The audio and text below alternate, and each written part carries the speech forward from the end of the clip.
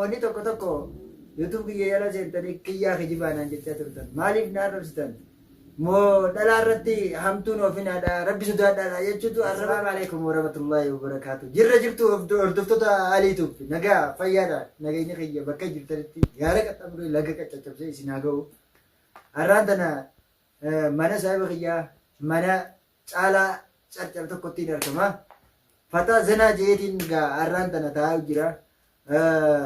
Ummanni gaafa dhiyoo sana akkam ta'e ajandaan maalirra ga'ee jira. Yaa boo ummanni badee jira. Ummanni ammaan tana zabana kana namni garagalee jira. Rabbii sodaachuu dhiiseensa.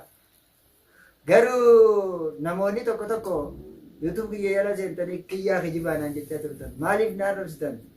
Moo dhalaa irratti hamtuun ofinaadha rabbi sodaadhaadha jechuutu arraba qaba. Tattaa ammoo ummanni akkasiisanis. Garuu an waanuma sirriitiin jee hordoftoota keenya maal taatan yooniin an badii dhalaan tun miskiinaati dhalaa dhiisaadhaa jee dubbachuun kiyya badii taate dhiifama. Garuu immoo warreen achi jala seentanii kiyyaa kijibaanaan jettan san waan hin kijibee wallaale aniin kun nama rabbiiti. Dhugaa aniin kun nama rabbiiti. Kanaafuu hordoftoota keenya nama gaariidhaa fi nama hamaa adda laaladhaati.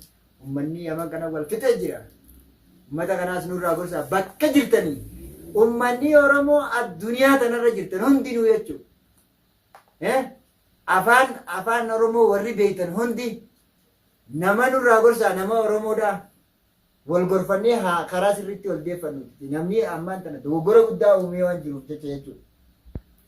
Akkasitti hordoftoota keenya har'aan tana guyyaa har'aan tana halee jimmata bakka biraa asoomaa ooletiin viidiyoo irra kaa'uu dhabee.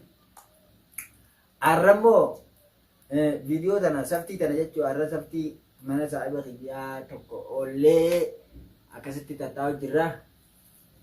Woomaan madaalu jiraatiti waan madaalee san isiniifin as dhufaanii na eeggadha. Hangasitti assalaamu alaikum warahmatullahi wabarakaatuh.